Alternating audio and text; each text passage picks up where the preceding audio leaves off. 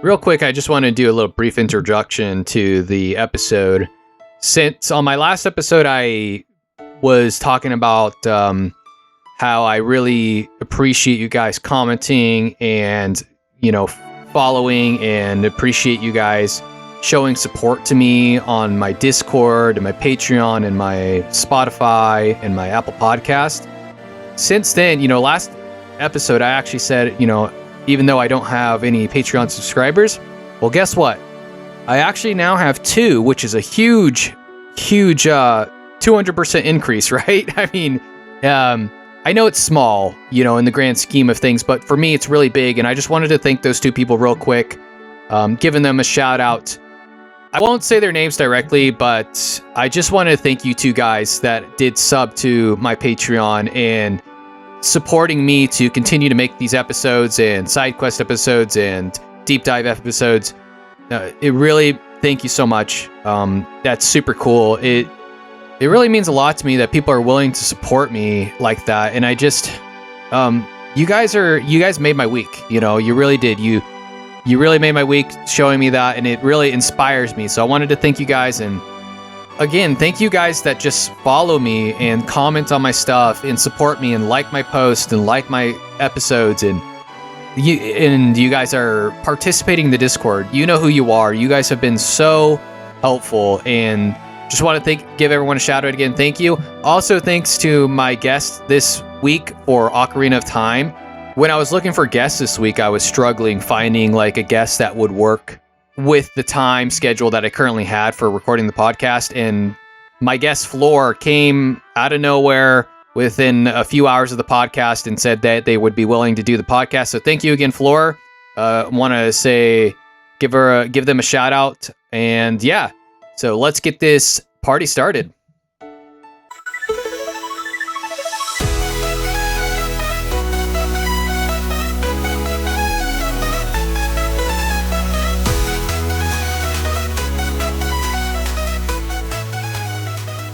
Hey there, welcome to Retro Reloaded. I'm your host Lance, and each week I tackle a retro game shaped by your picks. If you want a chance to choose next week's game or unlock exclusive bonus episodes and polls, join me on Patreon at patreon.com/retroreloaded. There's even a free tier to dip your toes in. Big thanks for all of your love and support. It means the world to me. Now let's hit the start button and reload those retro vibes.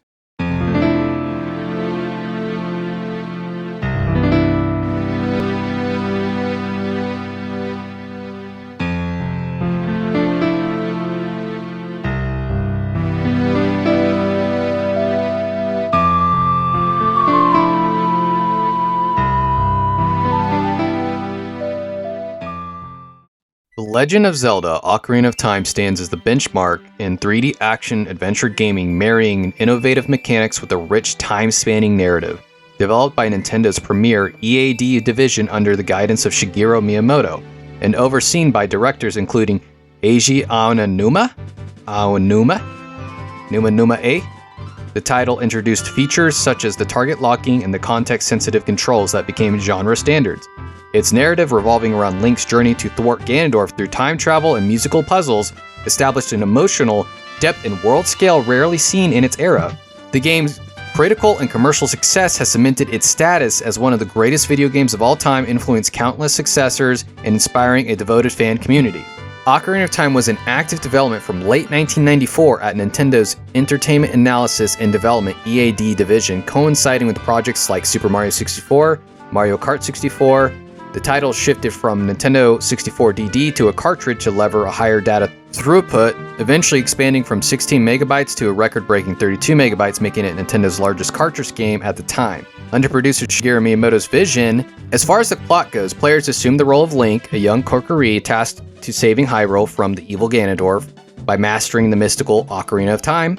The narrative unfolds across 2 eras as Child Link rescues the Princess Zelda and secures the Master Sword, then reawakens 7 years later as the Hero of Time to liberate dungeons and awaken the 6 sages who will seal Ganondorf away. Time travel mechanics using the Ocarina to shift between child and adult Link impact the world state, Gameplay innovations including the Z targeting combat system for lock-on melee and projectile attacks, context-sensitive actions mapped to a single button, and musical puzzles solved by playing the Ocarina's songs on the controller C buttons. Libraries of the dungeon design, side quests like fishing and trading sequence, and a dynamic soundtrack by Koji Kondo, blending orchestral motives with memorable themes to create a deeply immersive experience that has sold over 7 million copies worldwide and earned accolades as the top-rated game on Metacritic.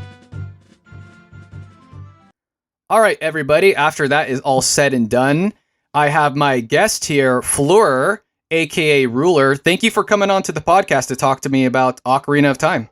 Thank you for having me. Absolutely, yeah. I'm so excited because, I mean, as everybody knows, this is like one of the most renowned historical games in all of gaming history. Like, everybody knows about this game. Even if they haven't played it, they pretty much know about it. So I was just kind of curious, like, what is your history with Ocarina of Time and the Zelda franchise as a whole? Okay, so I actually didn't really start playing Zelda until I was like 17. Because I did try to play it as a kid. We had an N64, we had Ocarina of Time and Majora's Mask. But because English is my second language, I didn't really understand what to do when I was playing Ocarina of Time, so I could never get past Mida to go to the Deku Tree. Okay. Yeah, I can see that. And Majora's Mask, I was scared of the Deku scene, so I shut it off and never touched it again until like 10 years later. To be fair, that's a scary game for kids. Yeah. It's like really dark and like creepy, so I definitely get that. Yeah, but I mean, Ocarina of Time has some really scary parts too. Like, if I had gotten to bottom of the well when I was like 5 or 6 years old and saw dead hands, I never would have slept again. Oh yeah, the dead hand. Are you talking about like the you're talking about the dude with he has like the mouth and he tries to bite you? Yeah, with the hand sticking out of the ground and then he grabs you and then he tries to bite your face off. Yes. So he's a he's a famous villain actually, because I posted a meme about him this last week and everybody's like, "Oh yeah, that was like a terrifying boss," you know. And it was creepy. It was super creepy. Like you kind of you know, I'm not saying that Ocarina is like a light themed game. You know, there are dark parts, but that part got really dark. You're like, whoa, because you're Child Link too, I think, during that sequence, right? Yeah, you have the bottom of the well, you have it to go get the Lens of Truth, and that is Child Link. And then you fight him again as Adult Link in the Shadow Temple to get the hover boots. Okay, so yeah, it's probably a little bit nicer as Adult Link, because I feel like when you're playing like a child character, you feel more vulnerable, and like there's this like giant, absolutely. It's a giant menacing, like, I don't even know what he is. He's like a zombie ghost, muddy guy. I don't even know what you would even call him. Like, I mean, he reminded me a little bit of like those mutant things in the forest. I don't know if you've ever played that. No, I haven't. But, well, it's a survival game, and you can go in caves, and there you also have, like, the mutant creatures. And okay. It reminded me a little bit of that. Okay, yeah, so I don't even know what you would call that type of creature, but I think if you've played this game, you remember that the guy at the bottom of the well. That's, like, what he is. Yes. He's like the mini-boss or whatever. So you tried to play this game when you were young and you kind of got scared and then you came back to it later on. Yeah, I saw a guy streaming it and I'd been following him for a while, so I watched. And then I was like, oh, I kind of want to try playing this game again. And then I completed it and I really enjoyed it. And then it became one of my favorite games. Okay, when was the first time you beat the game? When I was about 17. Okay. I remember when I was like in the water temple, and the guy that was streaming, he became a friend of mine. He was like, "Okay, you can't forget the last key," and I forgot it, and I was so sad.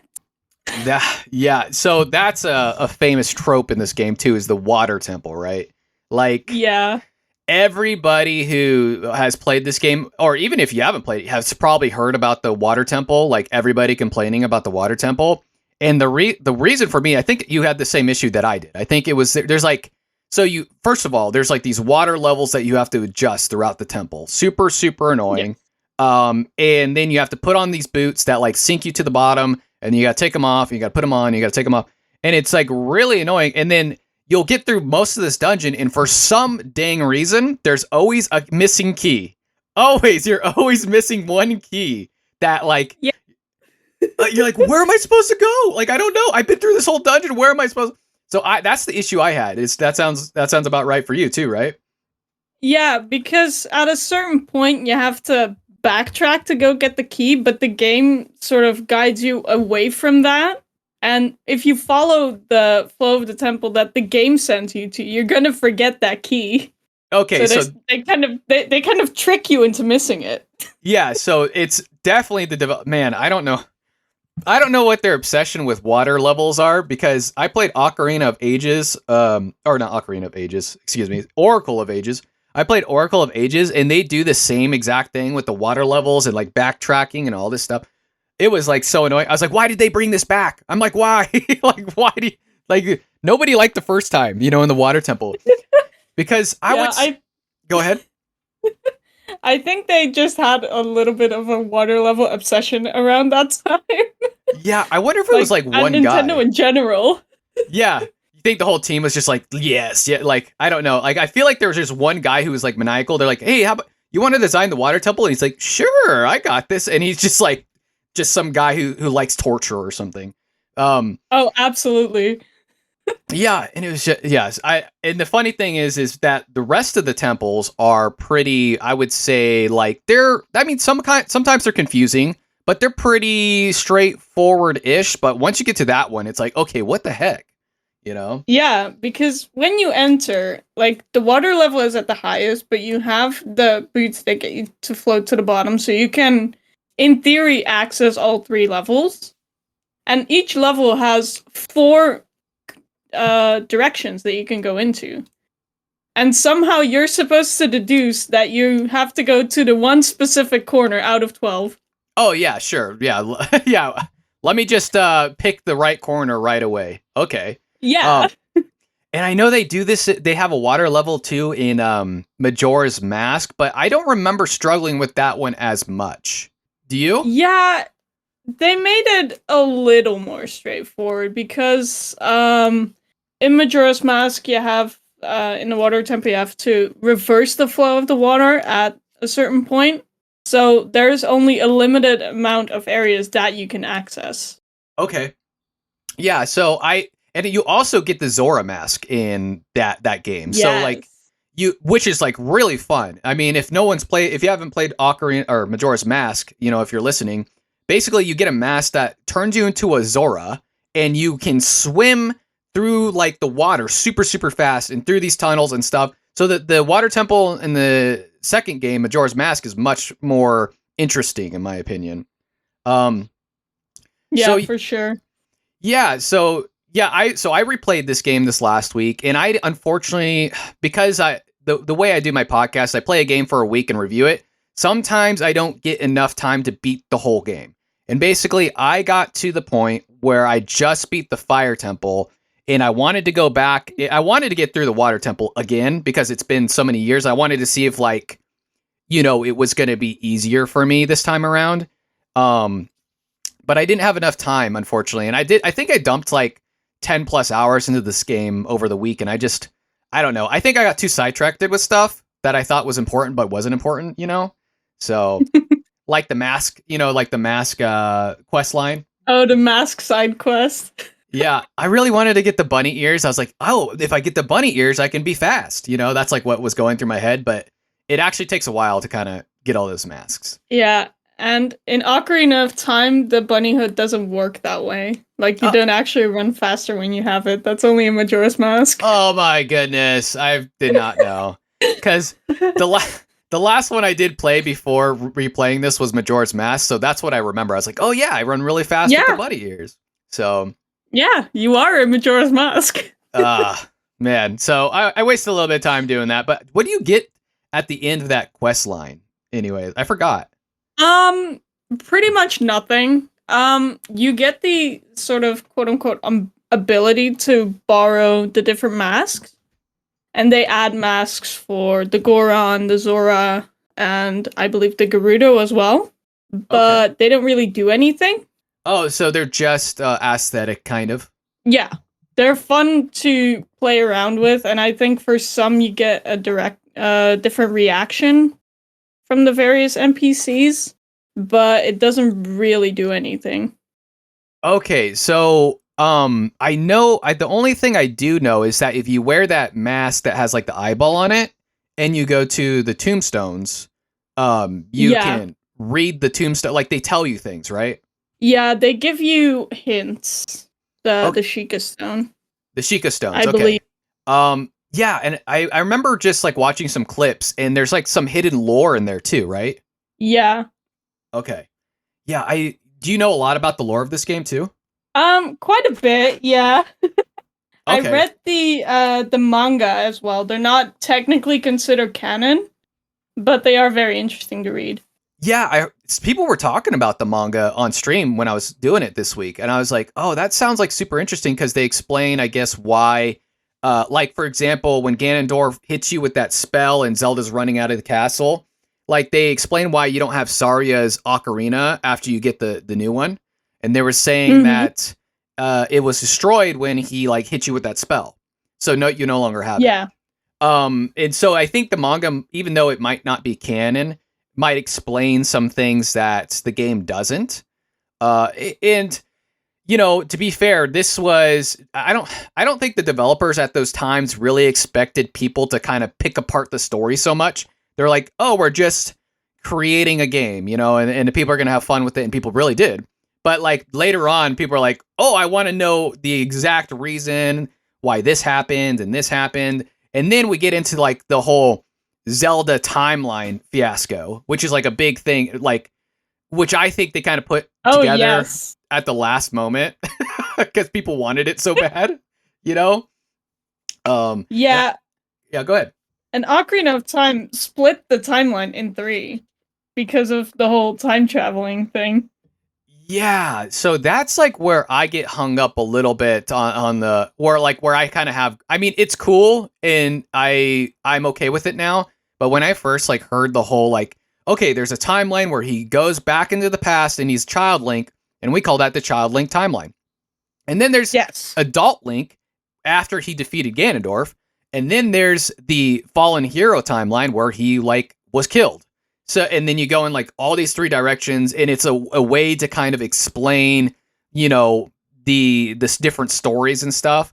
I think originally they had made it to where they didn't really plan to have this timeline. I don't think. I think each game was supposed to be just like its separate thing, and then they were like, oh, people really want us to put together a story, so they put together this timeline. And I still like it. I still like it, like really like try to get involved with it, but it is, you know, you can tell that it's a little bit weird, you know, I would say. Yeah, the timeline gets really weirdly split up after Ocarina of Time, and then you have Breath of the Wild and Tears of the Kingdom being its own timeline. Okay, so those aren't even technically related to the normal Zelda timeline? No, Nintendo posted, or Nintendo announced it, I think last year, that it was its separate timeline. Okay, so I'm sure that made a lot of people angry, I would feel like, but that's okay. I mean, I think that would make me a little bit like, what the heck, you know, because you're trying to follow this whole story. Do you have a favorite timeline? I would have to say the Child Link timeline, but that is because Majora's Mask is my favorite Zelda game, and that directly follows the Child Link timeline. Okay. Yeah, so I think I'm with you. I'm also a huge Majora's Mask fan, and it might be my favorite Zelda of all time. I have to kind of, it's been a while since I played it, but it's the one that I remember the most fondly. I think the reason I like the Child Link timeline, because it just makes a lot of sense. Well, you know, I think it makes more sense than the other ones. So you have like, it's like you have the direct sequel to Ocarina of Time with Majora's. And then after that, you have like Twilight Princess, right? That's like after that one. And that one Yes. and Ganondorf comes back, and it's the same Ganondorf from Ocarina of Time, from my understanding. And so you have this kind of what do you call it? Like this actual real timeline of events that makes sense. And I like Twilight Princess too. I actually do like Twilight. And I know that game gets a lot of hate for whatever. I don't actually know why people don't like that game, but I really do. Yeah, so the other timelines is like the Wind Waker one. Which one is that? That is the adult timeline. When he succeeds or fails? Yes. Okay. When he succeeds. Okay. And so let me ask you, do you like Wind Waker? Yeah, it is not in my top 3, but I do really like it. Okay. I also like Wind Waker, but I had played it for the very first time in 2023, like a couple years ago. And so originally when Wind Waker first came out, I had a lot of gripes with it because it was the graphics. Like most people, they were just like, what happened to my Zelda that I know, my 3D Zelda that I'm used to?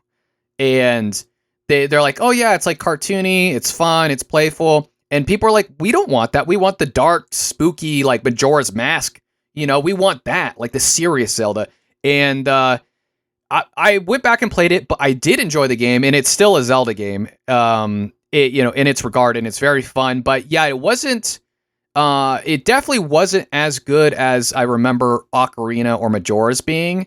And and I know they fixed this in the HD version, but one of the biggest gripes I had with that game was and I know this isn't like a Wind Waker podcast. I get a little sidetracked sometimes. But one of the biggest gripes I had with that one was the graphics originally, but now I think the graphics are beautiful. And the sailing and trying to get the Triforce pieces. Do you remember that part? Yeah, the Triforce hunt was definitely one of the things that really halted the pace in the same way that Ocarina of Time's Water Temple did for me. Like, you don't have to switch your inventory as much, but it is kind of a similar thing, you know? Yeah, and it just takes a lot of time. And you don't have a very good way of finding them. But yeah, I'll go into that when I do the Wind Waker podcast. But yeah, so my original point was like, I do enjoy the Ocarina Twilight Child Link timeline, a lot more. Now, have you played the 3DS version? Of Ocarina of Time, you mean? Yes. Yeah, I actually played it last year for the first time because I was at a local gaming convention and I bought the Zelda 3DS and it came with the game. Okay, did you like it? Yeah, I thought it was good. I like that they because they made the Iron Boots an equipable item rather than the regular equipment. So it was a lot less menu switching. Okay. Yeah, I haven't played the 3DS version, but I heard it's actually the preferred version for a lot of people. And maybe that's because of the quality of life, I guess. Yeah, I do prefer the original, but that's more of a vibe thing. And one of the things that I didn't like so much about the 3DS version was that some of the areas, especially in like the Shadow Temple, they're very bright. They have a bit of an over-brightening problem. And in the Shadow Temple, that is supposed to be very dark and gloomy. That's kind of a bummer. Oh, okay. So they kind of oversaturate maybe some of the lighting or the colors. Okay. Do you like the models better? Yeah, they're very pretty. But I mean, I think there is a charm to the older models as well. Okay. Yeah, so when I replayed it this week, and I actually did a mod called Ship of Harkinian? You know what I'm talking about? Ship of something. I have honestly no idea. So yeah, let me pull it up. It's called Ship of. I'll just pull it up real quick. Ship of Harkinian, and basically what it is, it does like it's the same game, but they put a bunch of HG texture packs on it.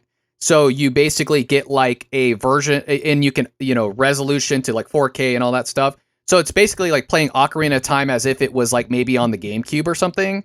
And oh, damn. It's very beautiful, actually. I was very pleasantly surprised with this mod. And it's the original game, so you don't get anything weird or different that you don't like. And it was pretty good. I would definitely recommend it if you haven't done it. Try that Ship of Harkonian. Shout out to them. They did a great job with it. Yeah, so let me go over some fun questions that I'll ask you, and you can kind of see if you could come up with some fun answers. If you could invent a new ocarina song with magical effects, what would it do? I don't know. That's a tricky one. I would probably, let me see. We already have I was gonna say one that makes it night, but that is what the Sun Song does essentially. You're right. Maybe a mod, or not a mod, like an ocarina song that lets you maybe talk to the Deku shrubs, or that makes them sort of peaceful or calm in a way, like the ones that attack you in the Lost Woods. Oh, Maybe there could be like a little, maybe like a variation of Saria's song that could calm them down, and then you can talk to them. oh, okay. I think that would be cool. fun. That would be cool because they're always like aggro, right? You always have to like do the shield thing where you like, reflect the Deku nut back at them, and then you like talk to them or whatever. So it'd be kind of cool if like you had maybe like something that calmed them down or something. I think that would be neat. Yeah. What the only song that I could think of is maybe instead of having a teleport song that was like teleported you to a unique area, I wish there was like one song, and then like you played that song and you would choose the area you would go to, like a song of warping or something, Oh, kind of like what they did with Song of Soaring in Majora's Mask. Yeah, I think that would be. I think that was a lot better. Instead of having like the one benefit to having a unique song is that you get to play unique music, and the music is really beautiful in this game. But the only downside is like you have to like go back and remember each song. You're like, okay, like how do I play the forest one? How do I play the fire temple one? And you have to like remember that. That's kind of annoying. But I think that's the only thing I would do that I can think of. So yeah, just have like one universal teleportation. Yeah, exactly. And I think someone told me they kind of fixed it in the 3DS version where you don't have to memorize the songs. You just like press a button, play them. Is that true? I don't know. I mean, they put the songs in like the Ocarina tab so you can access them easier. But I've never actually tried pressing the song to see if it would play for itself. I always just press the buttons. Okay. So maybe that's not what they said then, because maybe I mistook what they were saying, but I think they were trying to tell me that you could just like press it, and I was like, oh, okay. I mean, that kind of defeats the purpose of like playing the ocarina, I guess, but I mean, cool. Yeah. Which youngster, Link or the Hero of Time? Wait, this is a weirdly worded question. I might not do that one. Wait, which youngster, Link or Hero of Time Link, did you find more fun to control and why? Okay, so they're asking adult Link or child Link. So which one? I don't know. I think the difference between the two of them is a bit too different to really say that one is more fun or that one is more fun. I think Child Link is more, playful. He has a slingshot and a boomerang. And it's kind of like a kid going out into the world. And they have adult Link who's actually trying to save the world. So I think both have really cool features. Yeah, do I have a favorite? I think I like them both, like you said, for their own reasons. I don't know if I have a favorite. I really have with Child Link, I have a special connection because I was a child, like, I was probably around the same age as he was when I was playing the game for the first time. So, like, I felt like when I was kind of like Child Link when I was first playing it, you know what I mean? When I first played this game, I had a huge sense of like anything was possible. It was the first time I had seen a 3D adventure game of this scale in my life, and so I was just shocked about, and I felt like I was so immersed. I felt like I was in the game in a way, like I was Link. So I really have a special affinity to Child, especially with Majora's Mask as well, because he also is in that game. So, but Adult Link's cool too. He's a little bit more edgier, he's a little bit more serious, it seems like, in a way, because he's living in a serious world. And Twilight Princess Link is kind of like an version of Adult Link as well. So I also like playing as that Link too. So I guess I don't know if I have a favorite, but yeah, it's hard. It's hard to pick. If you had to pick one dungeon to live in forever, forest, fire, water, shadow, or spirit, where would you choose and why? I think I would choose the forest temple because I really like the forest in general, like the vibes. But also I think the warped floors and like the twisted hallways, I think those are really cool as well. Okay, yeah, I think I might have to be with you on this one as well. Because like if you're in the water temple, well, yeah, Oh maybe God, no. you're dead, right? You're gonna drown. Like you're like, I just want to get outside. How do I get outside? I can't leave this place. It'd be horrible. The fire temple, yeah, I mean you're just gonna die from heat. You know, there's no way. Shadow, ghosts are probably gonna kill you. Spirit, maybe you could make an argument for the spirit temple, but I think the forest is the nicer of all of them. You know what I mean? I think the spirit, because it is in the desert, it would also be really hot. Yeah, it would be, unless they have some crazy AC spirit unit in there or something. I don't know. But yeah, it would suck. Do you have a favorite boss? I think my favorite boss would have to be Volvagia, actually, from the Fire Temple. Oh, yeah. You know what? Oh, go ahead. No, please. I really like dragons in general. I think they're really cool. And in the manga, there's also a bit of lore on that. I don't know if you know this. If there's any listeners wanting to read the mangas for themselves, little spoiler alert. But in the manga, there is actually a flashback to the fact that Volvagia used to be Link's pet dragon. And Ganondorf cursed him in order to really mess Link up psychologically, because then he'd have to go kill his old friend.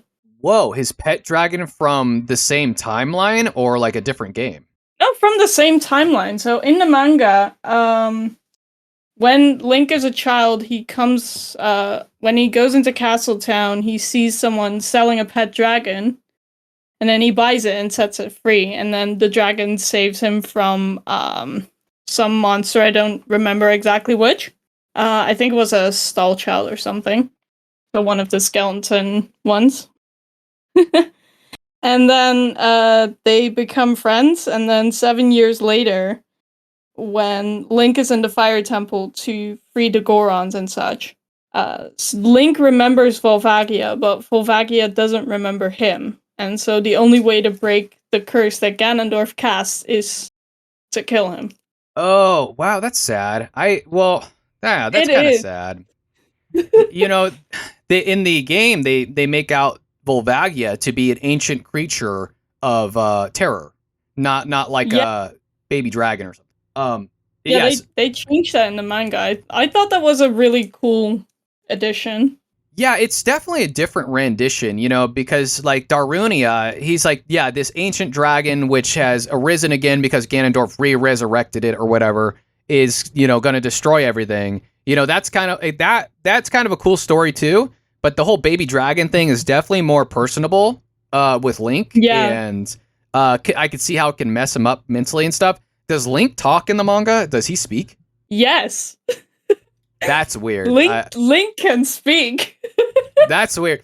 I mean, he has to be able to speak, right? Because everyone kind of just like looks at him and they're like, you know, he says yes or no. You know, it'll be like, do you want to hear the story? And you'll like be like, no or yes. But I guess he actually does talk, but you never hear it in game. Yeah, the only thing you hear from him in game is the karate sounds. Yeah, like the famous karate noises that he makes. Those are, everybody knows those. Those are fun. So let's see, which non-temple side quest, like which side quest in the game or activity was your favorite and why? I would actually have to go with the mask side quest because I thought that was really fun. I thought the Keaton mask, or as a lot of people call it, the Pikachu mask, I thought that was really cute. Yeah, I don't call it the Pikachu mask. You know what I call it? I call it the cafe mask. Oh yeah, he wears it in Majora's Mask as well. That's right. Yeah, I call it the cafe mask because that's what like Cafe's wearing around all the time.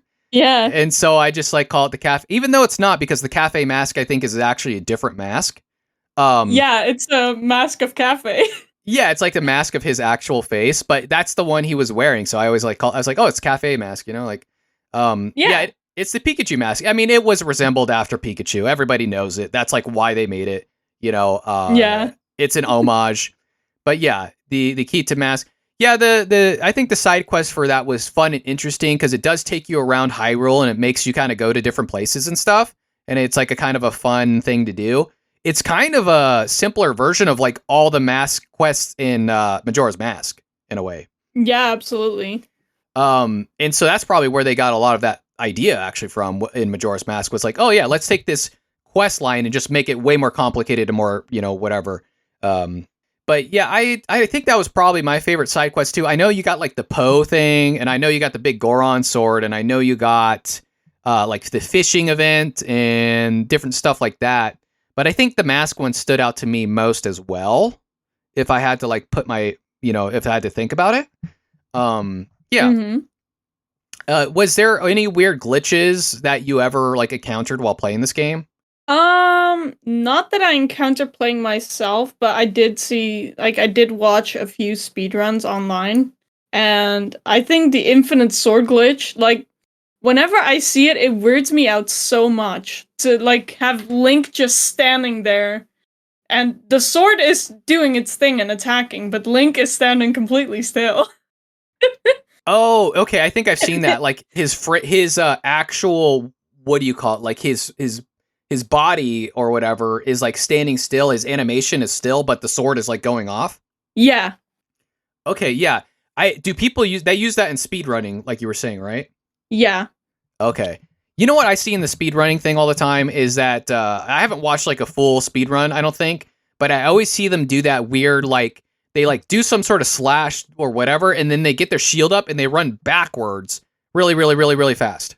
You know what I'm talking about? Oh, yeah. I know which one you mean. Yeah. I don't know what it's called, but I know which one you mean. Yeah, it's like the one they use all the time to get like across Hyrule Field or whatever, or like through walls or whatever. Yeah. It's really interesting.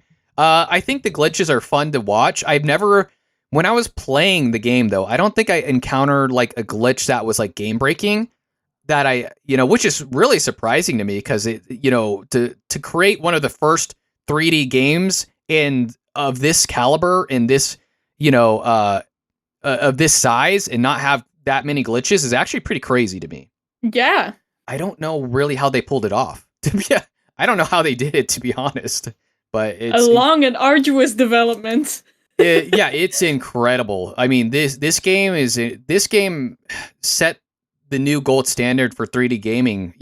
People had a hard time following this up for a long time. Yeah, so absolutely. I think it also set the pace for like a lot of different games as well. Like, for example, you have the Z targeting, like when you lock onto an enemy.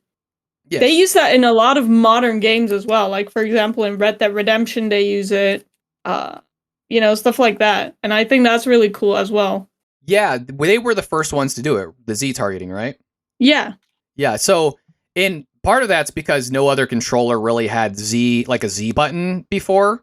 Like, I think the N64 was like one of the first controllers to have that type of Z button on the back. And so, yeah, they really set the pace, like you said, for like future games with like Red Dead Redemption and all kinds of games, with Z targeting. I think Mega Man Legends had some sort of targeting that was like Z targeting too, but I think it came out after Ocarina of Time. I'm almost positive it did. If you could redesign one temple layout, which would it be? Well, actually, I think I know which one it would be. But what twist would you add? You really to it? have to ask. I was asking the question. I was like, nah, I already know the answer. Everybody knows everybody knows it's a water temple. Redesign that thing. Yeah. Yeah. I mean, what should we do to change it though? Like, what would that be the answer to that? Well, I think one change they actually did make in the 3DS version I thought was really good is that they actually have a sign next to like the Triforce thing indicating where you're adjusting the water level to. Oh, okay. So that's nice. Like, at least you know. Yeah, and they will actually have like, because the lowest level is, I believe it's green, and they actually have along the walls like green tiling telling you like, oh hey, here is where you have to go to lower the water level. Okay, gotcha. Well, that's nice. It sounds like the Yeah, 3DS version really is a good rendition of the game. I want to go. yeah, I thought about so with this last week, instead of doing the original, I thought about doing the 3DS version, but I just feel like streaming the two screens. My overlay. I don't think is like good for it because I have this overlay, and I just don't think like the two screen overlay would really work with what I'm doing right now. I think I would have to like readjust some things to make it really work. So I didn't go with 3DS version. I kind of wish I would have, but only because I haven't experienced it. But I think it was nice going back and replaying the old version to be like, okay, is this game still good? Is it like worth playing still? Yeah. So it. This is the last question of that I'll ask out of this list. What is your favorite hidden detail or Easter egg that most players miss on their first playthrough? So this is actually something that I also missed on my first playthrough. I learned about it through a YouTube video, but after Zelda and Impa leave the castle, after you've collected the sacred stones, if you go into Castle Town, there is a area behind a building that you can go to, and there's actually a guard there that you can talk to, and after you've talked to him, he will die. Wait, what? I think that's yeah. They also put it back into the 3DS version. But if you go into one of the alleyways, there will be a guard there after the battle that supposedly took place while you were off collecting sacred stones. And yeah, he will talk about some of the things that happened during the battle, like that they suddenly stormed the castle and that the princess had to flee, and then after that he dies. Yes, actually, I think I know what you're talking about, and I think I did run into this guy when I was younger. He's like, you go into like the Hyrule like courtyard, and then there's like on the left hand side there's an alleyway, right? Or I guess it's, if you're facing the castle, it's on the left hand side, and you go through that alleyway, and there's that guard in there, right? Yes. Okay. Yeah, I don't remember exactly what he said, but I have a vague memory of someone dying back there, and that's really. Yeah. I mean, this is a rated E for everyone game, right? Like, was this guy's dying? He's like dying in the alleyway. They try to hide that on purpose. Like, okay, nobody's gonna know. We put the E for everyone, so everybody buys it, and then we'll put this little dark story in the back. That's interesting. Yeah, they don't really let people die too much in these games, but I think in Majora's Mask, actually, a lot of people die in that one. Yeah, the Song of Healing that you learn in Majora's Mask is literally to help people move on to the afterlife. Yeah, so many dark themes with that one. And I can't wait to cover that game because I really want to go back and play that. I love that game so much. So I'm going to go over... Actually, before I go over these good and bad, what's your favorite boss in the game? Volvagia. Okay, yeah, that's right. Did I ask you that? And you just... Yes. Oh my gosh. Yeah, you did tell me that. I was like, you're like Volvagia because there's a story and like it looks cool. Okay, yeah, I remember. Sorry about that. I'm a bad host. I'm a very bad. It's okay. It's okay. It happens. Yeah. You know what it is? So what happens is I'll go out of order with this stuff. So I have this whole outline for this podcast and I'll like read a question and then I'll skip a question and then I'll go back to a question and then I'll skip a question.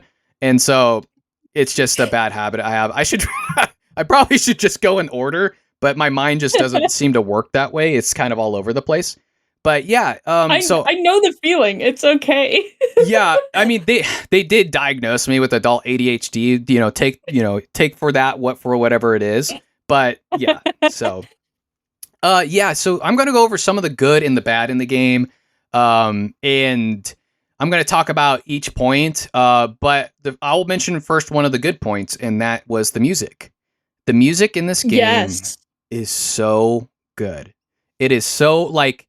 Even the starting music when you first get into Kokiri Village and you hear that little like playful like music that in the forest or whatever, that is so good. And then you get out to Hyrule and you hear that beautiful Hyrule theme music when you're out there, and it's just all the ocarina songs are just awesome. The Song of Storms is super famous. The little like do do do do do do do do do do, like that is hugely famous, music.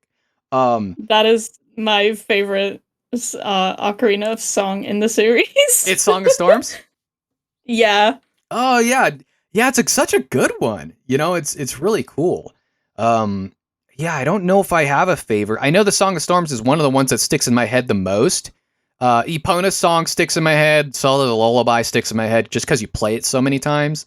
But Yeah. there's some really good temple songs. Like when you get to learn to warp to the temples, like some of those songs are actually really good.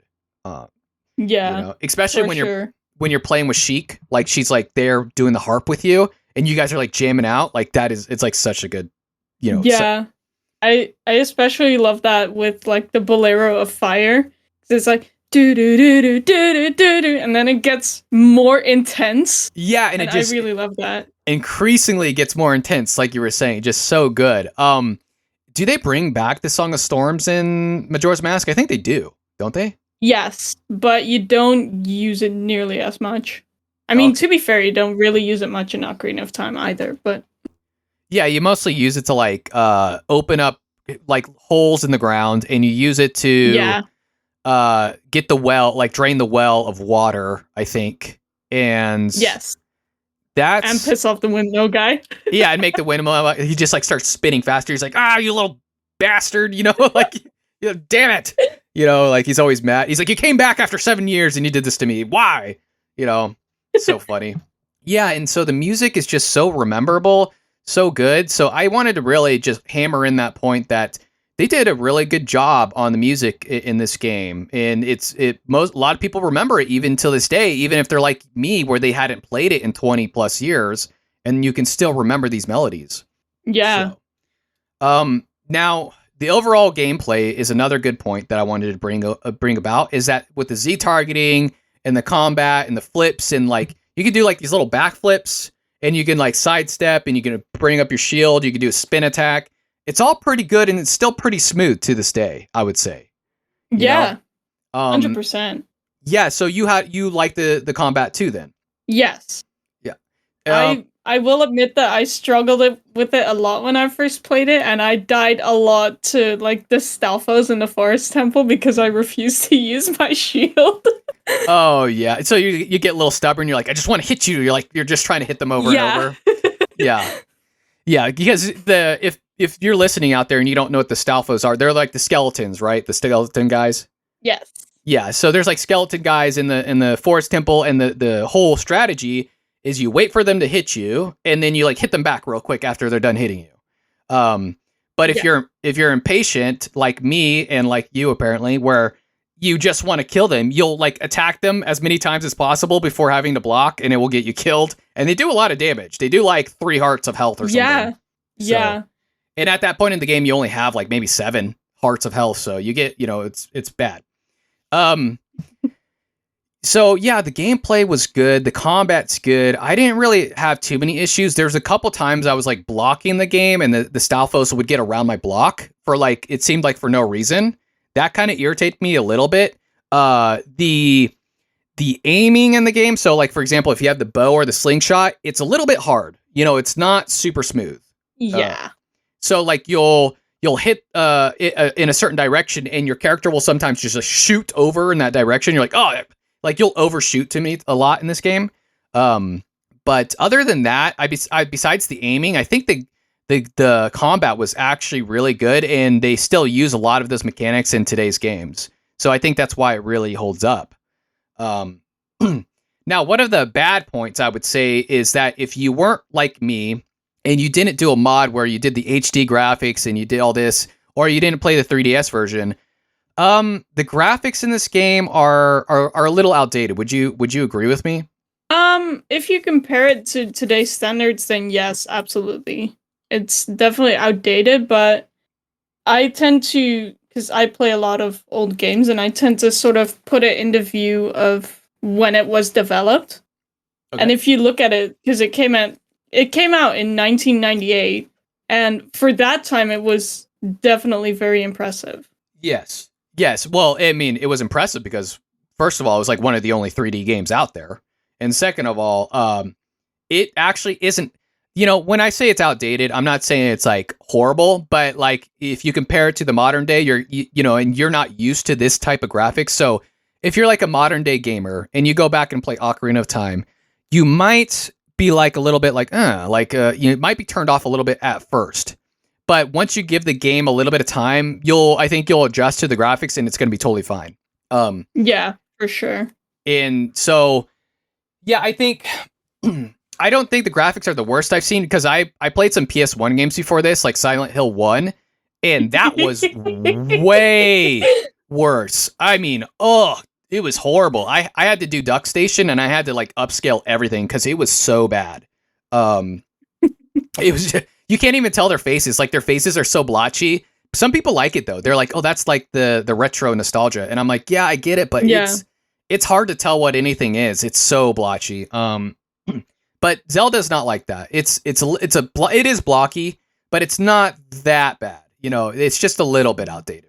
Yeah. Another good point I would put is that the game still feels really big. Like, it still feels like there's a big world out there. So even when you step out to Hyrule for this, this time around, I still felt like the world was really huge and there was a lot of places to explore and go to. Do you still feel that way about this game, or? Yeah, for sure. And I remember I think last year I was listening to like an audiobook version of Ocarina of Time. Like, they sort of retold it into an audiobook. And they talked about Link taking like several days to cross Hyrule Field to get to is it Lon Ranch? Yeah, it is Lon Ranch. And I thought that was really interesting. And then I remembered, like, oh yeah, I get through it in the game in like one in-game day because I run backwards, which is faster. But if you actually consider like a normal child's walking speed, then yeah, that is not something that you do in a day. Right. Oh, so when you're playing this game, you run backwards? To cross Hyrule Field, yeah. You know what? I didn't even think about that. I should have taken notes from the speedrunners, because I just did the whole rolling. Like, I was rolling the whole time, like what, just trying to get through like the field, whatever. Yeah, it does take a long time to get across that field, and there you got the desert, you got the lake, you got the castle, you got the mountain, you got the village, you got the forest, you got Zoro's domain, so it's still a pretty big game. Yeah, there is a lot. Yeah, there's a lot and it just, I'm surprised they fit it on a Nintendo 64 cartridge, Yeah, and it ran on like 4 megabytes of RAM, which is insane. That is insane. My computer barely runs with like 64 gigabytes. I don't even know why. Like, I feel like computers just get so bogged down, and like gaming systems get so bogged down now. I don't understand like how, I don't know. I feel like technology in a way has gone backwards or something, but yeah. Yeah, 4 megabytes is insane. In certain aspects, yeah, because I think we sort of take the space that we have for granted. And so we were like, oh yeah, this will all fit into it just fine, and then it doesn't. Yeah. And back in the day, technology was just very limited, and they were sort of trying to push the boundaries. It's like, okay, we can fit this. Can we also fit this? Yes, we can. Yeah, and I feel like they were just more efficient with what they had. They made sure to really they made sure to, I can't think of the word, but they really made sure that it was efficient and it worked well. And I feel like today now we kind of just get lazy with maybe like our games or our programming or whatever. And we just we don't make it as efficient because everything runs everything so fast that we just make it less efficient. But ultimately it's not the games will lag because of it or something like that, optimization. It was the word I was looking for. Yeah, they really optimized it really well. And so I'm really grateful that they made Hyrule feel that big. And I'm really grateful that when I came back to it this week, that I was like, this game still feels like it's a really big game. Like, I still have that feeling of like, I'm stepping out into a huge world. And it was 10 times that when I was a kid, I felt even more so when I was a kid, but yeah. So another one of the bad points I wanted to list off was this game, it does have a lot of backtracking in this game. So there's a lot of backtracking in Hyrule Field. There's a lot of backtracking in the temples. Especially if you're not good, like if you're like me and you're like you don't know the temple's back, like the back of your hand, you're gonna be going through that temple in like into different doors, back and forth, back and forth, back and forth a lot. Do you ever get this feeling? Yes. I mean, not so much these days because I've replayed it lots of times. But the first few times I played it, definitely. I remember getting lost in the Fire Temple. Okay. Yeah. Funny enough, the Fire Temple is one of the temples I have the easiest time with. And it was the same for this week when I did it. But I got lost, like the Forest Temple, I had to go back and forth like so many times because I would get a key. I'd be like, okay, finally, I got the key I needed. I'd go through like back up the stairs, back up the stairs, and then go through this door, unlock that door, and just to run into another door with a key, like with a lock on it. Yeah. And I'm like, oh my gosh, like what did I miss? So I have to go all the way back, and I have to go through another door, try to find that another key. Finally got that key, did it again, went through went up the stairs, went through the hallway, blah, blah, blah, got to the key, unlocked it, and then there was another door with a key. And I'm like, what the heck, man? Like, so, back then it wasn't a big deal because I had a lot of time on my hands and it was one of the only games I had. So, I was gonna backtrack. I didn't care. Like back then I would backtrack I didn't care. I was having fun. But nowadays, like, I feel like backtracking is, it can get a little tedious, I think maybe for sure. If you designed the temples in a way, and I don't know, does Master Quest fix this at all? I haven't played Master Quest. No. No, it makes it worse. Master Quest, I've played it once, and there was one thing that I got very confused by. First of all, was in Lord Jabu Jabu, in like the final one of the final rooms before the boss fight. There is a cow in the wall that you have to shoot with your slingshot, and then that opens the door. That's so weird. Yeah, it's really weird and really random, and I had to look up a walkthrough to figure that out. You got to shoot a cow to open up Jabu Jabu's door. Like, how does that make sense? That doesn't even make sense. I don't know, but funny enough, because in Master Quest, the water temple actually is easier than the original, in my opinion. Yeah. Okay. So did they design Master Quest to be harder, or was it just like a different thing, like different? The idea was to shuffle the dungeons and in some aspects make them more challenging, and I think for a lot of them they succeeded. I struggled a long time with the Spirit Temple especially, but the Water Temple I felt I did a lot less backtracking for that one. Okay, did you play also randomizers? Yes, I played one a few times. I never actually completed one, but I do watch them a lot. I find them very enjoyable. Yeah, I've never actually watched one. Do they just change the temples themselves or like the whole game? No, so basically the game itself is still the same, but just all the items are shuffled. So for example, if you go into the Deku tree where you normally get the slingshot, right? You would find, for example, the hook shot there. What? So are the randomizers always beatable? Like, can you always beat the game? Generally, yes. You can set them to where they have no logic, and then you would have to use glitches to beat it, but generally you can always beat them. That would be so annoying. You like get an item that you just can't use. You're like, okay, what do I do with this? Like that would suck. But yeah, randomizer does.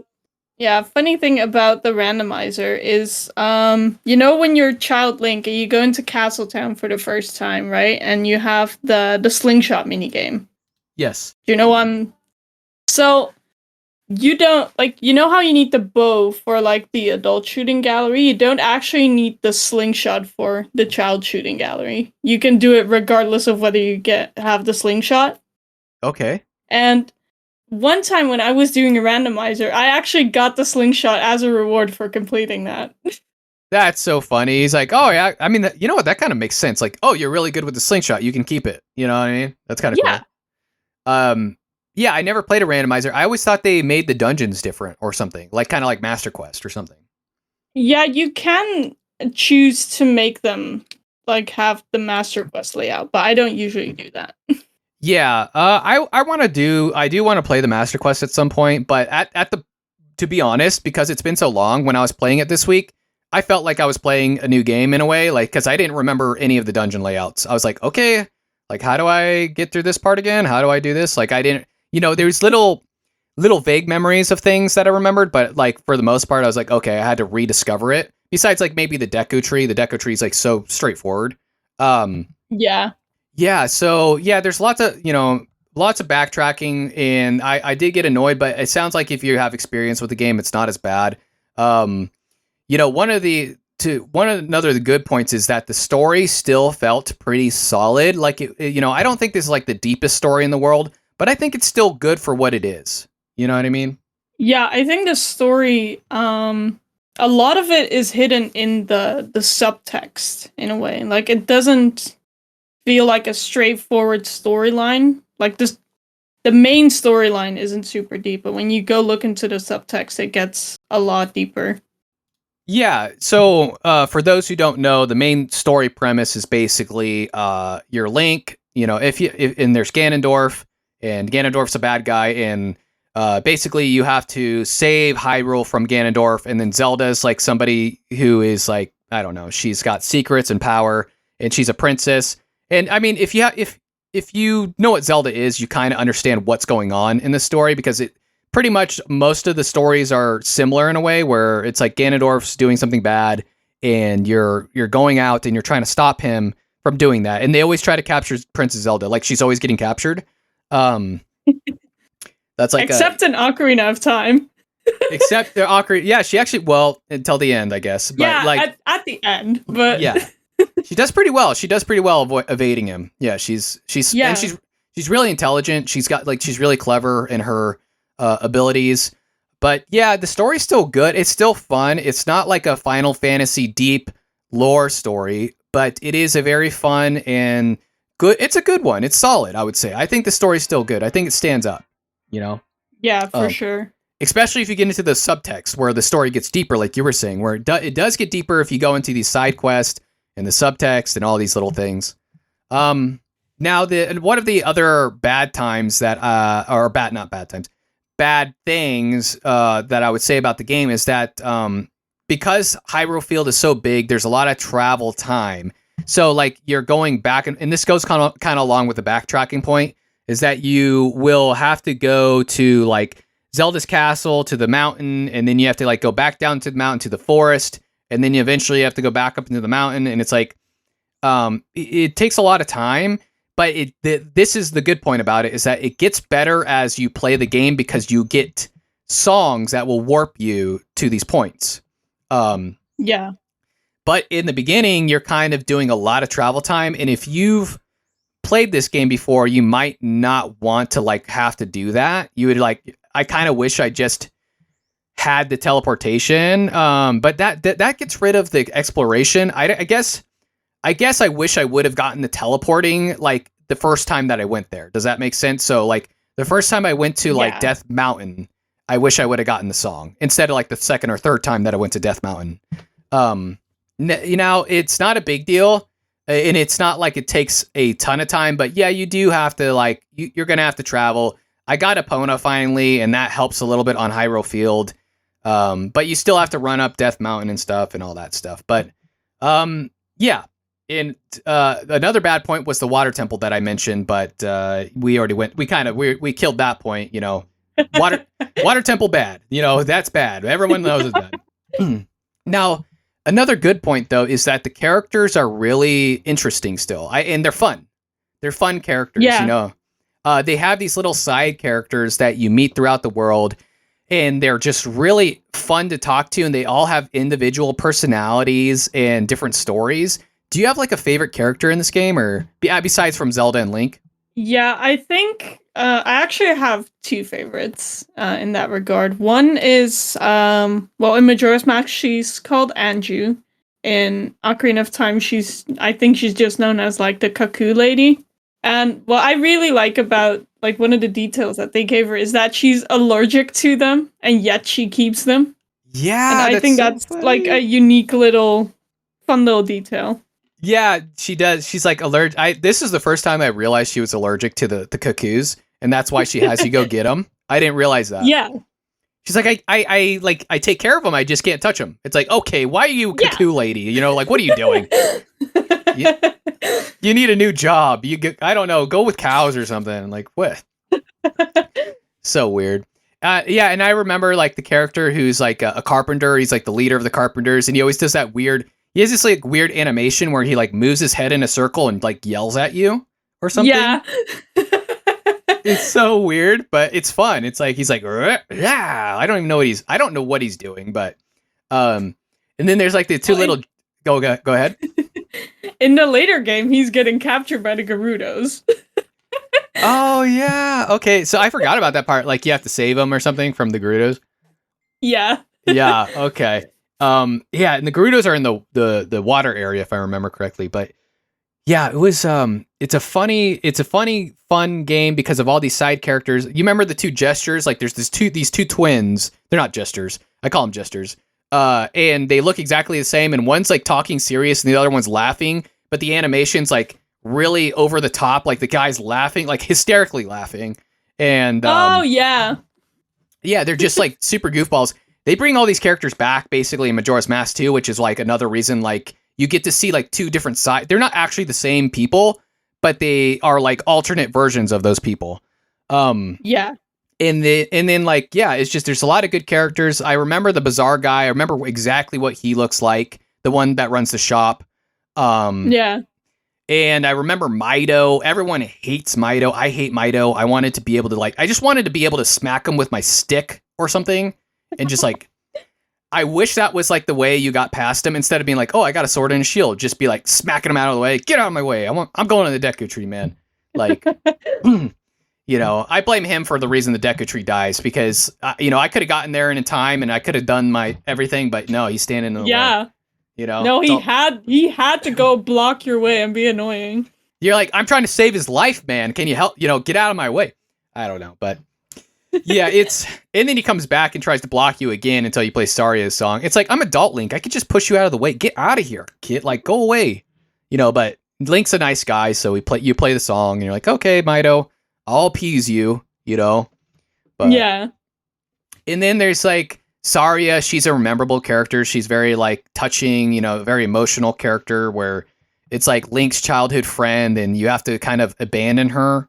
And then later on in the game, she kind of has to like abandon you in a way, you know, where she's like, I have to stay here, you know, in this. Yeah, because she's the forest sage. Exactly. And it's kind of sad, you know, because you're like, well, this is my friend. You know, I wanted to hang out with you more when I was older or when I go back in time. And I guess child Link can hang out with her, but like adult Link can't at all. Yeah, because Kokiris don't actually age. Like yeah, they stay children forever. Yeah, they're kind of like the elves of this world in a way, you know. Yeah.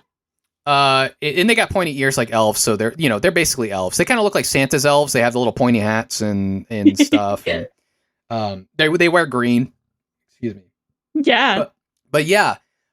So yeah, the characters are really fun. If I had a favorite character, I don't know if aside from the big three like Ganondorf, Zelda, and Link, I do like Malone, or that's her name, Malone. Malon, yeah. Malon.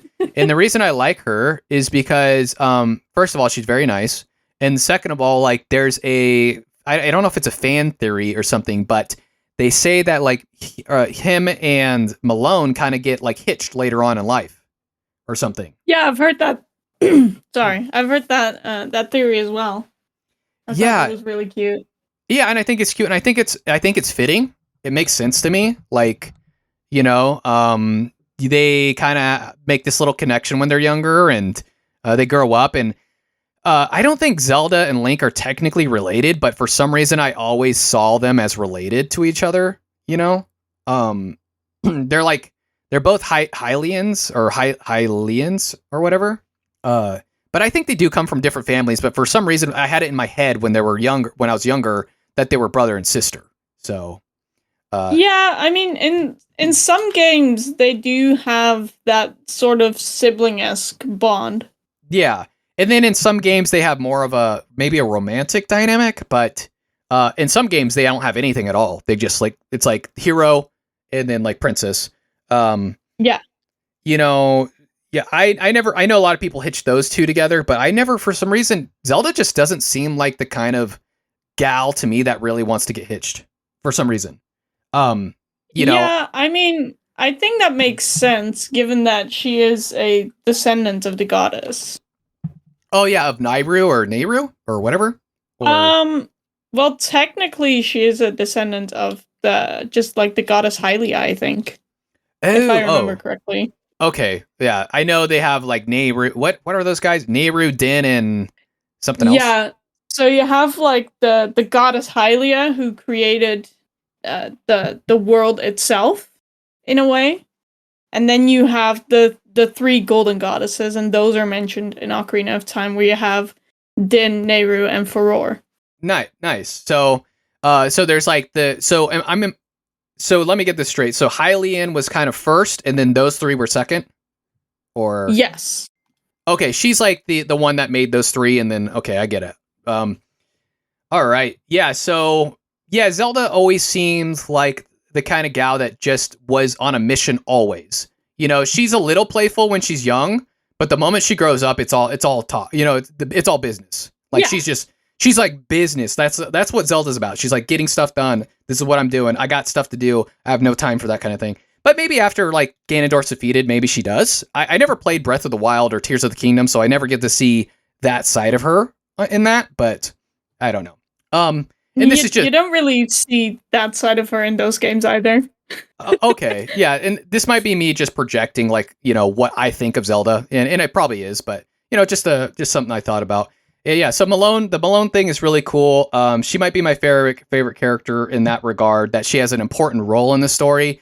She also has like this really important role in, you know, and this isn't about Majora's Mask, but she also has this really important role in Majora's Mask, and a really sad story if you think about it, because like her sister is basically telling, like, her sister knows that they're gonna die soon, and so her sister's like, hey, you know what? How about you sleep with me tonight, and like we'll just spend time together, and like, and it kind of almost wants to bring tears to your eyes, you know, because you're like, oh my gosh, like the sister knows they're gonna, and she doesn't want to tell Malone, you know, she's like, yeah, let's just have a good time, you know, different game, but oh my gosh, and I think so. I just have, you know, I feel for Malone. I feel for her. That's like that's yeah, so for sure. So sad. And she's always helpful and nice. Yeah. Other than that, you know, I don't have too many other good or bad points about the game. Is there anything else that you think I missed that I should have mentioned, or? No, one of the things that I think is really cool about the game, as I said, is like the sort of the lore behind the different temples as well, like how the Shadow Temple and the bottom of the well were used as torture chambers by the Sheikah when they did like quote unquote interrogation for the royal family. Whoa. I think that is something really cool. Yeah. Okay. So the Shadow Temple is, I wish I would have gotten that far into the game this week, because the Shadow Temple seems like it really has some of that darker side of the lore, which is something I appreciate in these games. I do like the adult themed, and when I say adult themed, I mean like mature themed, like type of story that, you know, is kind of spooky, or not spooky, but like it's not afraid to get too like edgy. You know, it's not afraid to like talk about torture or dead people dying, stuff like that. And the Shadow Temple seems like it has a lot of that, and I just didn't get to that point, unfortunately, yet. Yeah, and one of the things that I thought was really interesting about that as well, because Zelda, as we know, is like an E for everyone rated game. And it's really surprising that when you go to the Shadow Temple in the bottom of the well, there is actual red colored bloodstains on the floor. And what? I think that is really a really daring move from Nintendo's side. That is daring. I mean, like they really snuck it in, you know. They were kind of sneaky about it. They're like, like we're just gonna. It's one of those things, like, it doesn't stand out, especially when you're in like the dark environments. But once you've seen it, you can't unsee it.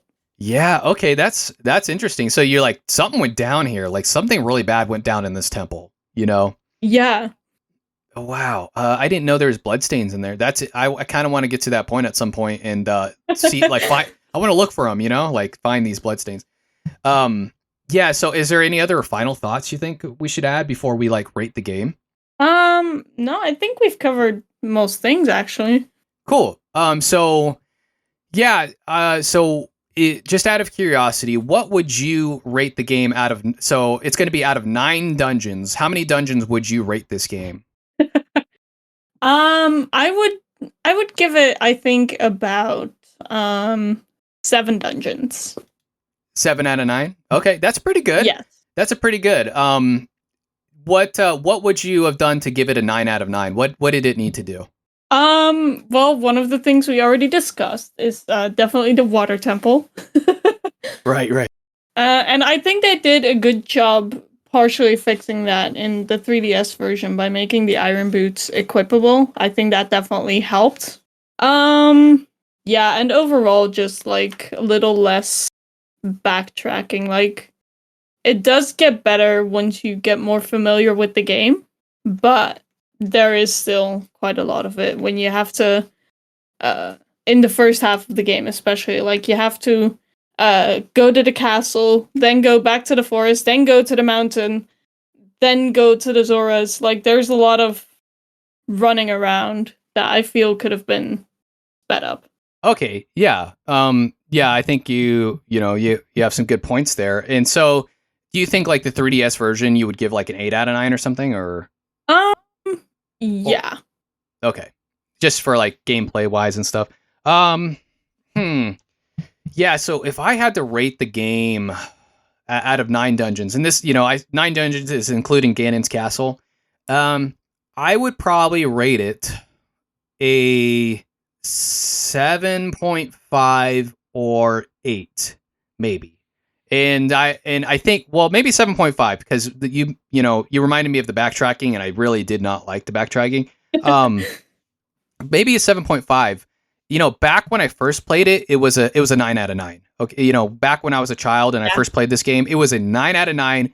It was the perfect game. I loved it. I mean, it was so good, and it's still so good.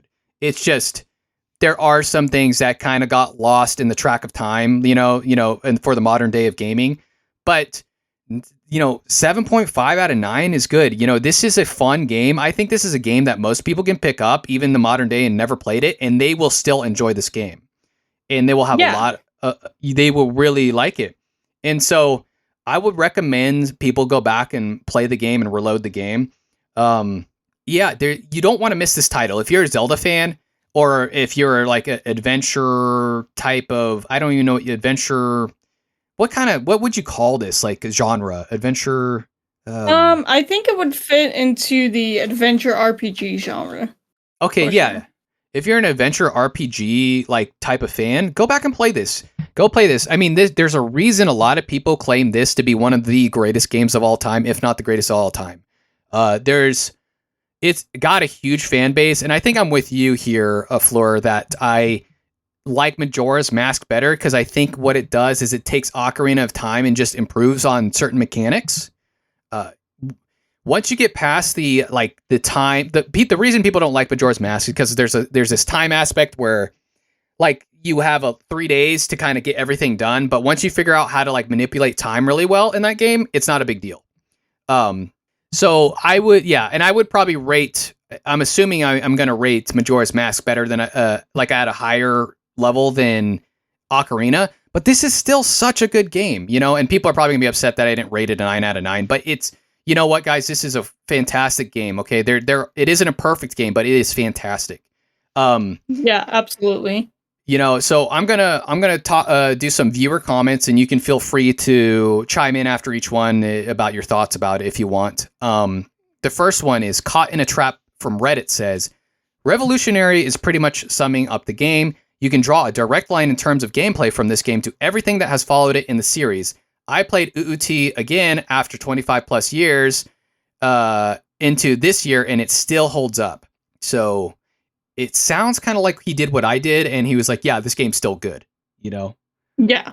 And I called it UUT. Do you call? I guess it should be OOT. I don't know. UUT. Ocarina of Time. I call it OOT. Yeah. OOT. Do you say UUT or OO? No, never. Okay, yeah. So I'm just a weirdo. I'm just like, oh yeah, it's UUT. It's UT. Played UT again. Yeah. Electrician from Reddit said, like many, it was my first Zelda games. And I have an affection for it. I think it still hold up very well and obviously was revolutionary. But personally, this is far from being my favorite. The thing I remember most was being stuck in the water temple, spent days trying to figure it out. I knew the map by heart, and I didn't touch the game for like a year before trying it again.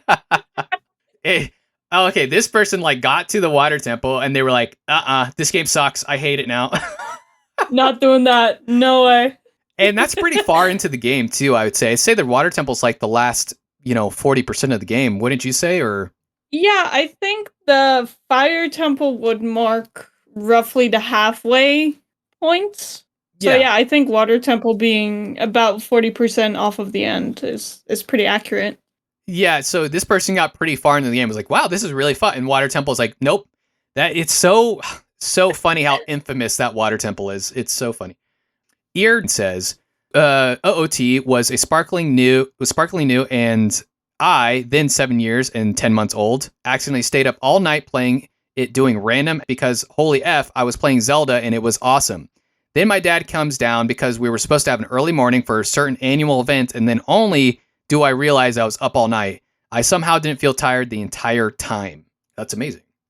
So yeah, very understandable with a game like Zelda, especially when you're playing it for the first time. You can get really lost in it. Yeah. I mean, he stayed up all night, and I actually made a comment to this person, and I was like, "Wow, you stayed up all night." And then I was like, "Were you tired afterwards?" They're like, "Oh yeah, like after I stopped playing, I was so tired." Like, so kind of funny how that worked out. I don't think I stayed up all night because I don't think I was allowed to, but I would have if I was allowed to. Tetra Folly from Patreon says, so a lot of people remember when they first played the game, at least somewhat. I didn't beat it until I was obviously older, but there's a funny story about me in this game and my family members still talk about. I was 3 to 4 years old. My aunt, who also had the game, was babysitting me as a little kid whose siblings never let her play the single player games or play too much with them, wanted to play on the N64 since at home I didn't get too many chances. I picked out Ocarina of Time because I had seen my dad play it. So my aunt decided to humor me and loaded up her own save file. I instantly started killing things with the sword and kept putting the Master Sword back in and out again and running around in the game on my own without any help, just because I had watched my dad play the game. And then she goes on to say, I guess you could have say my own love of Zelda started out when I was really young, and why I still consider Ocarina of Time combined with Majora's Mask to be my favorite games of all time. First cosplay I ever handmade was OOT Adult Link costume, and I'm currently learning a bit on how to play my own Ocarina. Wow. Oh, wow, that's cool. Yeah, that is cool. I would like to hear it. Yeah, that would be cool. I actually know. Go ahead. I actually tried. I actually did get an Ocarina, and I tried to play some of the Zelda songs, but I was really bad at it. Were you able to play like any of them, or? I got a decent part into Epona's song. I started with that one because that was the easiest. Because it only has, I think, like 4 or 5 notes. Yeah, okay. But it would also, like, this sound, like the whistling sound, it would upset my dog, so then I had to sort of stop playing it. Your dog's like, hey, no, you stop that. I don't want you going back in time right now, okay? We don't need that. We don't. No time traveling here, please. Your dog's aware of what's going on. Yeah. I've never done cosplay before, but I want to at some point just to experience it. But an adult Link costume cosplay would be pretty sick, I think, as well. Yeah. The Happy But Weird says on Reddit, I played every Zelda game since the original. When OOT came out, I was 12. I couldn't afford the game, so I would rent it and try to play as far into it as I could before having to return it. I usually could only get to the forest symbol before having to bring it back to the store. I probably did this like 5 or 6 times. I finally saved enough money and bought the game. I loved playing it. I would play the final battle with Ganondorf over and over. I'm influenced by nostalgia, but I think of it as the perfect game. I always feel I went on a magical journey every time I played it. Yeah. I Yeah, I mean, think that's a pretty good summary of it. yeah, I think so too. You know, if I think the save file saved to the actual N64 cartridge, right? Yes, they do. Yeah, so if you got like, if you had to re-rent it, you wouldn't have your old save file. That'd be cool if you like, I guess if you were like, hey man, I want to re-rent this specific copy again, that would be fine. But if you return it to the store, some kid's going to erase your game and you're never going to get it back. They're going to, write over it. Yeah, so, I think I'll read one more comment, and I'll read it from a Facebook comment here by Travis N. I was introduced to OOT by a friend back in the late winter of 98 and got it for my birthday the following year. The weird thing, I have zero idea who introduced it to me. I can't remember to save my life. I do remember there was a Game Shark involved, though. I do believe the official game, that was the official game that ruined my entire life and turned me into a sandbox person. Yeah. Do you like sandbox games? Yeah, I think they're really cool because you can pretty much do whatever you want. And I like that about Ocarina of Time. Like the story guides you into a certain order, but you are very much welcome to break that order. Yeah. Yeah, well, there's so many side quests, and different things to do that you don't have to like go from temple to temple to temple to temple, right? Yeah. Are you able to do certain temples before other temples? Like I never knew if you could like do the water. Yeah. Oh, okay. So, you can actually, like, you need the hook shot to get into pretty much any temple. But you can go and do the fire temple before you do the forest temple. You can do the water temple, I believe, also, like, the first part. And then you'll have the long shot for, like, the fire temple and the forest temple. Okay. Can you do the spirit temple before the shadow temple? Yes. But I do think you need to go to the bottom of the well and get the lens of truth. I mean, it's not required, but I think you do need it if you don't know the game 100%. Okay. I don't think I've ever went out of order like that. Maybe once I did the spirit before the shadow. Then that's the reason I asked you, because I think I have a vague memory of doing spirit before shadow once. But I usually always went like, it was forest, fire, water, shadow, spirit, I think was always my order. Aside from the first, Jabba Joe's belly and Deku Tree and all that stuff, because I don't I don't think you can do those three out of order. Unless maybe you glitch the game or something. I don't know. Is there a way to glitch the game into adulthood, like real quick? I mean, there must be, right, with the speedrunners and stuff? Yeah, I think there was, I don't know if I'm remembering this correctly, but I believe there was a glitch with, like, the little lake thing in the Lost Woods, like, where Mido blocks you as adult Link, like, that specific spot. I believe there was a glitch there, but that is based on a very vague memory from something a friend told me, like, 15 years ago, so I don't know. Oh, okay. Yeah. Wow. Yeah, I would like to. I don't know if I would ever try a speed run, because I'm not good at those like super niche mechanic inputs that people do. Like it looks easy when they're doing it, but it's not as easy as it seems. Oh no, absolutely not.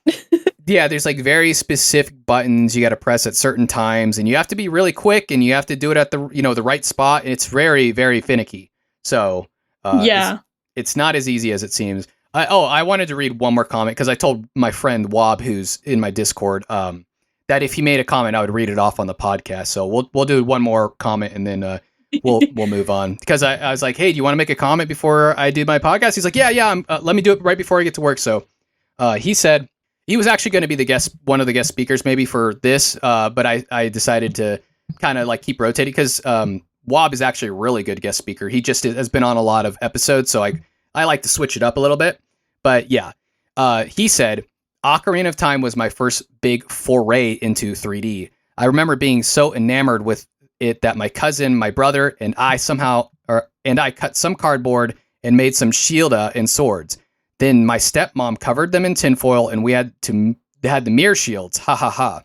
Going back to this game, which I usually do every year, I notice more and more each time. Some things are unchanged, some better. The presentation that Nintendo did for the cinematics is actually better than I expected. I thought my nostalgia clouded my mind with that, but no, the cinematics for an N64 game are actually quite good. Some things don't change. I still hate the water temple. After spending more and more time with this game, one thing's becomes more and more clear over time. Sure, some people are tired of hearing it. It's one of the greatest of all time. But in my personal opinion, it belongs there. It holds up as a staple for very early 3D RP adventure games. I mean, he pretty much said it all. I don't know if I disagree with anything. I think it's really cool that he made the sword and shields out of cardboard when he was young. I think that's fun. And I guess this is a good time for me to mention, I said I never did cosplay, but for Halloween, when I was like in 5th grade, I was about 12 years old or something. My mom was dating a carpenter at the time, and he made me the shield and the sword out of wood, like an actual like replica of each one. And my grandma sewed the costume. And so I basically had like a professional cosplay at the age of 12. And before cosplay was like, I guess it was probably a thing back then, but like it wasn't as wide. So it was, oh man, I had the coolest costume in all of my entire school. Out of everybody in the entire school, I had the coolest costume. And I wish I could have like kept that around. I mean, I'm too big for it now, but it was cool. Yeah, so you had like a professional grade cosplay in the 5th grade. I did, and it was that's such a fond memory. Like that is one of like the coolest memories I have. It's the coolest costume I've ever had, to be honest, out of everything I've ever done, for sure. So yeah, I wanted to give you the opportunity to plug your socials since you came on and you were a guest speaker, especially on such short notice. Thank you so much again for that. You're welcome. So I am a Twitch streamer. My Twitch handle is RulerOfAllThatsEvil. I haven't streamed in a long time because I've been really caught up with college stuff, but I am planning to get back into it. I do a lot of Nintendo games, obviously. So yeah, you can come check that out whenever I'm deciding to stream again. Yeah, sweet. Yeah, I'll definitely give you a follow over there, and I'll check it out at some point. So I'm going to do a little riddle to announce my next game of the week. I'll let you see if you can decide, and maybe the audience can see if they can decide. And you might know it based off the riddle. So the riddle is, I roam a silent, sun-bleached land where giants slumber neath my hand. 16 behemoths guard my key. To bring her back, I set them free. No hordes await, just one foe per fight. What epic quest shall I ignite? Sounds epic. It sounds epic. Yeah, it is pretty epic from what I remember. It's been a long time since I played this one too, but it's probably been since I was 15, I want to say 16. So it's been almost 20 years, 18 years maybe. So yeah, basically the game is for PS2, and it is called Shadow of the Colossus. Have you heard of this one? I have not, but I'm not a PlayStation gamer, so. you hate Sony? I don't hate it. I never got into it. Yeah, you know what? I would suggest giving it a try. I mean, I think PlayStation, at least the PlayStation 2. I don't know about PS3 and PS4. I actually stopped buying consoles. Really, I stopped buying a lot of them after like the year 2004 or something. But yeah. The last console I think I bought was like an Xbox 360 actually. So maybe that's 2008. Yeah, no, the Shadow of the Colossus is basically, the premise is like you're a dude and you get a horse kind of like The Legend of Zelda, and you go out, but you basically, the whole game is you just have these big massive boss fights with these colossi, and I think there's like 16 of them, I guess. And then it's really, really cinematic, and it's very, very beautiful game. If you haven't checked it out, I definitely suggest it. But yeah, thank you so much, Fleur, for coming on this week. You're welcome. Thank you for having me. Yeah, awesome. Yeah, I'm sure I'll invite you on for another episode if you're up to it too. Definitely. Absolutely. Thanks. Well, folks, that's game over for this episode of Retro Reloaded. Thanks for joining me on this retro adventure. If you loved today's trip down memory lane, then consider helping me keep the nostalgia alive by supporting me on Patreon at patreon.com/retro reloaded. You'll get early episodes, bonus content, and a chance to pick the next game that we reload. Feel free to let me know your thoughts about the podcast, and until next time, keep those controllers charged.